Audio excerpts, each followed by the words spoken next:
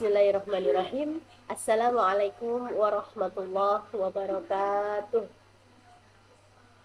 Alhamdulillah, selamat datang kembali di YouTube channel Rizky Aprilia. Nah, pada kesempatan kali ini saya akan menjelaskan materi ilmu lughah an-nafsi atau dalam bahasanya itu ilmu psikolinguistik. Nah, berkaitan dengan materi gangguan berbahasa. Yuk teman-teman disimak penjelasannya, semoga mudah untuk dipahami kita bersama. Adapun materi itu tentang gangguan berbahasa. Nah, sebelum kita mengetahui apa saja gangguan dalam berbahasa, otomatis kita harus mengetahui terlebih dahulu apa itu berbahasa. Oke. Berbahasa diartikan sebagai suatu proses untuk mengeluarkan pikiran dan perasaan dari otak secara lisan dalam bentuk kata-kata ataupun kalimat. Proses mengeluarkan pikiran dan perasaan yang ada dalam otak dalam secara lisan dalam bentuk kata ataupun kalimat. Itu adalah arti dari berbahasa. Nah, kemudian teman-teman, sebagai seorang manusia yang normal itu tentunya memiliki fungsi otak dan alat bicara, sehingga ketika fungsi otaknya bagus, alat bicaranya bagus, bisa menghasilkan bahasa yang bagus pula. Akan tetapi sebaliknya, jika seseorang mengalami masalah atau gangguan dalam fungsi otaknya, kemudian alat bicaranya, otomatis berbahasanya atau untuk mengeluarkan bahasa itu dia akan mengalami gangguan. Nah, inilah yang akan kita bahas, yakni tentang gangguan berbahasa. Nah, gangguan berbahasa ini secara garis besar itu dibagi atas dua. Yang pertama itu karena adanya faktor medis, kedua adanya faktor lingkungan sosial. Nah, untuk malam ini saya akan membahas mengenai gangguan berbahasa yang pada akibat dari faktor medis. Ya. Menurut Siddhartha, gangguan berbahasa yaitu dapat dibagi atas 3 bagian. Yang pertama, gangguan berbicara, yang kedua, gangguan berbahasa, dan yang ketiga, gangguan berpikir. Nah, kita akan membahas tentang ini, tentang gangguan berbahasa, yakni gangguan berpikir, gangguan berbahasa, dan gangguan berbicara. Yang pertama, kita akan bahas mengenai gangguan berbicara. Nah, berbicara itu berarti adalah suatu proses kita untuk mengungkapkan, melafazkan kalimat atau kata-kata yang kita pikirkan. Kemudian untuk berbicara, otomatis kita menggunakan alat atau mekanisme dalam berbicara. Nah, apa saja? Itu nanti terdiri atas pita suara, kemudian lidah, paru-paru, dan rongga mulut ataupun tenggorokan. Nah, yang pertama ini, gangguan berbicara itu terbagi atas 3 ya. Gangguan berbicara itu nanti terbagi atas 3. Yang pertama, gangguan mekanisme bicaranya. Mekanisme ini adalah alat bicaranya. Kemudian gangguan dari segi multifaktorial, banyak faktor. Dan yang ketiga adalah gangguan psikogenik yang berasal dari gen psikologisnya. Nah, yang pertama untuk gangguan berbicara itu ada 3 tadi ya. Yang sekarang kita akan membahas terlebih dahulu mengenai gangguan mekanisme atau alat mekanik dalam berbicara. Seperti yang saya terangkan tadi, alat mekanik bicara itu terdiri atas ada menjadi dirinci itu gangguan berbicara akibat kelainan dari paru-paru atau pulmonal. Kemudian yang kedua dari segi pita suara atau yang disebut sebagai laring. Kemudian yang ketiga dari segi lidah atau lingual. Kemudian dari segi rongga mulut dan kerongkongan yang disebut sebagai resonantal atau resonansi. Yang pertama kita bahas mengenai gangguan alat mekanik dalam berbicara itu dari paru-paru. Gangguan akibat faktor paru-parunya. Jadi paru-paru, kelainan paru-paru menyebabkan gangguan dalam berbicara. Contoh saja ketika paru-paru seseorang itu bermasalah, maka berbicaranya akan terganggu. Contohnya kalau orang, mohon maaf, sakit paru-paru, mungkin juga bisa sesak napas. Otomatis dalam berbicara dia tidak jelas, baik nanti artikulasinya, kemudian intonasinya, kemudian kecepatannya dalam berbicara itu akan terganggu. Bahkan suaranya ketika orang memiliki gangguan berbicara akibat paru-parunya itu bermasalah, dia lebih monoton dalam berbicara, dan apa yang dibicarakan itu tidak jelas, tidak bisa ditangkap oleh si pendengar. Contoh ya, kita contohkan orang itu sakit sesak napas. Ketika berbicara gimana? Akan ngos-ngosan, terus terlalu cepat dalam berbicara, bahkan pelan sekali apa yang diucapkannya itu, sehingga tidak didengar, tidak dipahami oleh si pendengar. Itu adalah dari segi paru-parunya. Kemudian yang kedua, akibat faktor laringal atau pita suara. Ya, pita suara ini juga bagian dari bisa mengakibatkan kita terganggu dalam bicaranya. Contoh kalau pita suara kita sedang rusak, atau kita sedang serak atau bahkan hilang suara kita, otomatis akan terganggu bicara kita. Tidak bisa kita melafazkan, tidak bisa kita menjelaskan sesuatu kepada seseorang dengan berbicara dengan baik dan benar, sehingga apa yang akan kita sampaikan nantinya tidak bisa dipahami dan tidak bisa didengar oleh si pendengar. Contoh saja kalau lagi serak itu kayak mungkin lagi batuk, flu, itu biasanya kan serak itu, bahkan sampai kadang ada yang sampai hilang suaranya. Nah, kemudian yang ketiga, gangguan akibat faktor lingual atau lidah.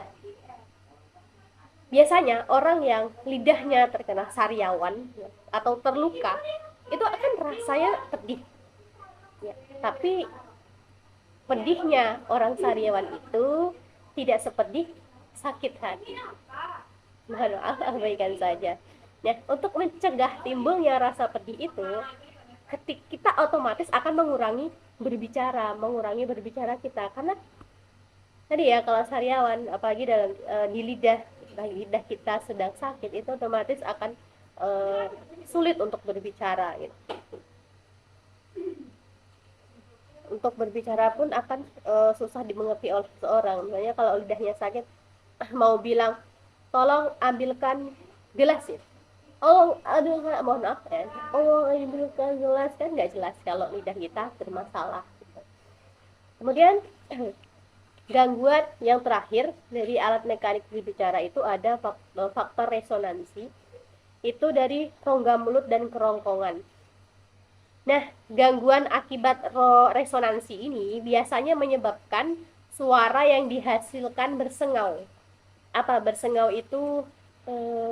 Atau mohon maaf, sumbing ya.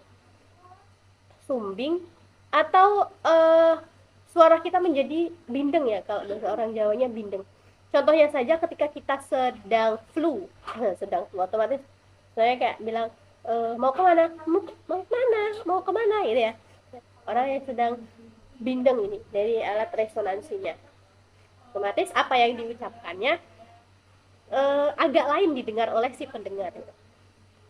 Kemudian selanjutnya itu tadi faktor gangguan berbicara. Yang kedua itu gangguan akibat faktor multifaktorial. Yang tadi akibat alat mekanik, sekarang akibat multifaktorial. Apa maksudnya? Berarti banyak faktor yang mempengaruhinya. Nah, ini terbagi atas 3. Yang pertama itu berbicara serampangan. Multifaktorial ya, berbicara serampangan yang pertama. Serampangan itu maksudnya gimana? Sembrono, cepat untuk mengungkapkan sesuatu, apa yang dijelaskan itu terlalu cepat, sehingga artikulasinya tidak jelas. Saya mau menyebutkan buku saya. Kalau misalnya berbicara kita serampangan kayak orang yang terburu-buru gitu, akan terlalu cepat, nggak jelas ya artikelnya. Itu buku saya bisa jadi menumpuk-numpuk gitu hurufnya, sehingga akan sulit untuk kita pahami. Kemudian yang kedua itu berbicara propulsif. Apa itu berbicara propulsif? Ya, berbicara propulsif ini biasanya terjadi pada penderita Parkinson. Parkinson itu adalah kerusakan pada otak yang menyebabkan otot itu menjadi gemetar. Atau kalau orang Jawa mungkin bilangnya apa ya? Buyutan ya. Buyutan ngewel, nah itu. Itu adalah berbicara propulsif. Ini dari segi banyak faktornya. Ya. Bisa jadi karena mungkin kalau demam panggung itu kan kalau kita berbicara, apalagi untuk yang baru pertama kali, itu akan serasa seperti orang ngewel ya. Ngewel, gemeteran gitu, sehingga yang dibicarakan nggak jelas. Kemudian yang ketiga, akibat dari berbicara multifaktorial, gangguan berbicara akibat multifaktorial itu yang ketiga ada berbicara mutis atau mutisme. Maksudnya ini adalah orangnya nggak bisu ya, bukan orang yang bisu, tetapi dia enggan berbicara. Nah, apa faktor yang menyebabkan orang ini tidak mau berbicara itu banyak. Mungkin karena takut, atau karena tidak menguasai materi misalnya, atau banyak hal lain sehingga dia tidak mau berbicara. Adalah mutisme. Nah, untuk yang selanjutnya itu karena gangguan psikogenik. Ya, psikogenik ini yang saya jelaskan tadi berasal dari gen psikologisnya. Itu terbagi atas beberapa. Yang pertama bicara manja, kemayu, kemudian berbicara gagap, dan berbicara latah. Berbicara manja yang pertama kita bahas. Berbicara manja ini kesannya seperti anak manja ya, atau mohon maaf, anak mami gitu sekarang ya, anak mami gitu. Jadi orang yang berbicara manja ini seperti orang yang mengganti-ganti huruf biasanya ya, seperti berbicara saya sakit gitu, S-nya itu diganti huruf C biasanya, seperti saya sakit. Kayak kalau untuk istilah anak sekarang ini mungkin kalau berbicara manja ini orang berbicara lebay gitu ya. Itu adalah akibat psikogeniknya, gangguan akibat gen psikologisnya, sehingga menimbulkan bicara manja. Kemudian yang kedua, akibat psikogenik itu berbicara kemayu. Kemayu kalau bahasa orang Jawanya mungkin dibilang mentel kali ya. Nah, mentel. Kalau untuk orang Minang, maaf, itu kayak manti ya begini. Nah, itu berbicara kemayu ini tidak hanya terjadi pada perempuan saja. Kalau orang bilang kemayu itu identiknya pada perempuan sebenarnya. Tetapi pada nyatanya laki-laki juga ada yang kemayu. Gen dari dalamnya itu ada gen perempuannya gitu. Jadi ketika berbicara itu seperti lembut, lemah, gemulai seperti perempuan, itu menyerupai perempuan. Itu akibatnya dia berbicara seperti itu karena psikogenik, gen psikogenik atau gen psikologisnya. Kemudian yang ketiga itu berbicara gagap. Berbicara gagap mungkin teman-teman bisa melihat tokoh komedian seperti siapa, Aziz Gagap ya. Itu kalau berbicara itu kan lebih sering gagap gitu kan. Berarti kalau misalnya saya makan pisang itu nggak bisa lurus saya makan pisang, tapi seperti saya gitu. Ada seperti pengulangan atau tersendat-sendat ya, terputus-putus dalam mengucapkannya. Itu orang yang gagap akibat faktor psikogenik. Dan yang keempat dan selanjutnya itu ya, yang keempat itu berbicara latah. Nah, berbicara latah itu biasanya yang diucapkan itu identik mohon maaf, kata-kata yang kotor biasanya. Seperti misalnya kalau dia dikagetkan ketika ayam nah, itu atau apa, biasanya banyak ya di masyarakat kita temui seperti itu. Yaitu berakibatnya dari faktor psikogeniknya, dari disebabkan oleh faktor psikogenik atau gen psikologisnya. Jadi untuk orang yang latah ini perlu untuk dilatih berbicara yang baik-baik, sehingga nanti ketika latahnya keluar atau orang ini dikagetkan, maka akan mengucapkan kata-kata yang baik, bukan kata-kata yang jorok. Biasanya kan kebanyakan itu kata-kata yang nggak berfaedah atau yang jorok itu yang diucapkan. Itu yang pertama tadi ya, gangguan berbicara. Nah, selanjutnya ada yang kedua, gangguan berbahasa. Nah, berbahasa ini apa sih ya? Tadi udah jelas kan? Dan berbahasa ini berarti kita berkomunikasi menggunakan suatu bahasa. Komunikasi menggunakan suatu bahasa. Nah, berbahasa ini ada beberapa yang kajian dalam faktor berbahasa yang mempengaruhi gangguan berbahasanya. Itu ada dikenal sebagai afasia. Afasia. Apa sih afasia itu ya? Afasia ini adalah kondisi atau adanya gangguan kerusakan pusat berbahasanya di otaknya. Jadi ada gangguannya itu disebabkan oleh adanya kerusakan di dalam otak yang membuatnya sulit untuk memproduksi dan memproses suatu bahasa. Biasanya gejalanya dia itu sulit untuk berbicara, sulit untuk menulis, sulit untuk membaca. Sebabnya adalah adanya kerusakan otak. Mungkin seperti mohon maaf stroke, kemudian cedera di kepalanya, ada tumor dan lain-lain. Itu pada bagian kepala atau pada bagian otak yang mengatur kemampuannya untuk bisa berbicara, untuk bisa berkomunikasi dan memahami bahasa. Itu adalah afasia. Nah, kemudian afasia ini dia kerusakannya ini beragam ya. Kalau di buku Abdul Khair itu ada dua yang menyebabkan atau kerusakannya. Yang pertama disebut sebagai afasia motorik, atau disebut afasia motorik ini disebut juga dengan afasia ekspresif. Maksudnya adalah yang menderita afasia ekspresif ini atau motorik ini, dia mengetahui yang dikatakan oleh seseorang ya, tetapi ada gangguan dalam mengkomunikasikan bahasa yang dipikirkannya gitu. Kemudian yang kedua ada afasia sensorik atau disebut sebagai reseptif. Maksudnya gimana? Orang yang menderita afasia reseptif ini biasanya dia sulit untuk mengerti bahasa dan sulit untuk mengerti sesuatu tulisan yang diterimanya.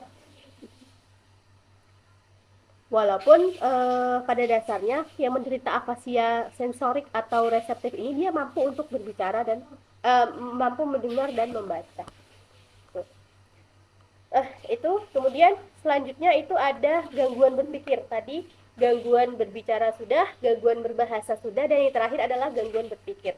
Gangguan berpikir ya. Gangguan berpikir itu ada 3 faktor. Yang pertama karena pikun atau demensia, dan yang kedua ada schizofrenik, dan yang ketiga ada depresi. Nah, yang pertama kita menjelaskan tentang yang pikunnya. Orang pikun ini ya penyebabnya banyak. Orang yang pikun berarti kan dia tidak ingat. Penyebabnya banyak tergantungnya. Ada yang menderita menurunnya jumlah zat kimia dalam otaknya. Biasanya orang yang pikun ini otaknya mengecil atau menyusut sehingga rongga-rongga dalam otaknya itu melebar. Sebabnya itu mungkin penyakit stroke, tumor otak, depresi, gangguan sistemik dan lain-lain. Nah, kemudian ada schizofrenik. Schizofrenik ini adalah gangguan berbahasa akibat gangguan berpikir. Nah, kemudian selanjutnya adalah depresif ya. Depresif ini adalah orang yang jiwanya tuh tertekan, depresi. Contohnya misalnya sekarang banyak kasus mahasiswa yang dalam sedang skripsi kok nggak selesai-selesai gitu kan, depresi dia, akhirnya apa, nauzubillah, bunuh bunuh diri karena depresi, atau tertekan jiwanya kok nggak selesai-selesai gitu, atau hal lain karena apa, mungkin tertekannya karena pasangan mungkin ya karena pasangan kok dia nggak mau mengerti saya gitu, kok dia seperti itu, kurang apa sih gitu kan, sehingga akibat tertekannya jiwa itu tadi menimbulkan hal-hal yang di luar otak, di luar nalar kita gitu. Bahkan orang yang imannya nggak kuat bisa melakukan sampai ke bunuh diri, naudzubillah min dzalik. Nah, mungkin dapat kita ringkas ya, gangguan berbahasa yang pada materi ini itu ada faktor medis dan faktor sosial. Menurut Siddhartha tadi, gangguan berbahasa itu ada 3. Yang pertama gangguan berbicara, gangguan berbahasa, dan gangguan berpikir. Untuk gangguan berbicara itu ada 3 faktor yang menyebabkan. Faktor alat mekanik bicara, seperti ada lidah tadi ya, ada pita suara, ada rongga mulut dan tenggorokannya, ada paru-paru. Kemudian yang kedua, akibat dari multifaktorial, banyak faktornya, bisa menimbulkan bicara serampangan, kemudian berbicara propulsif atau gemetar tadi, kemudian mutis atau yang dia diam aja, dia nggak mau bicara. Kemudian yang ketiga, itu ada faktor psikogeniknya atau gen psikologisnya. Itu bisa akibatnya dia bisa berbicara manja, kemayu, gagap, dan latah. Kemudian yang kedua, itu gangguan berbahasa. Gangguan berbahasa ini dia terdiri atas afasia motorik atau ekspresif, dan afasia sensorik atau reseptif. Kemudian yang terakhir adalah gangguan berpikirnya nih. Gangguan berpikir ada 3 tadi ya. Yang pertama pikun atau demensia, kemudian skizofrenik, dan depresi atau depresif. Nah, mungkin hanya ini penjelasan tentang gangguan berbahasa.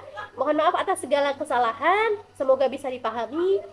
Wallahu muwaffiq ila aqwamit thoriq. Wassalamualaikum warahmatullahi wabarakatuh.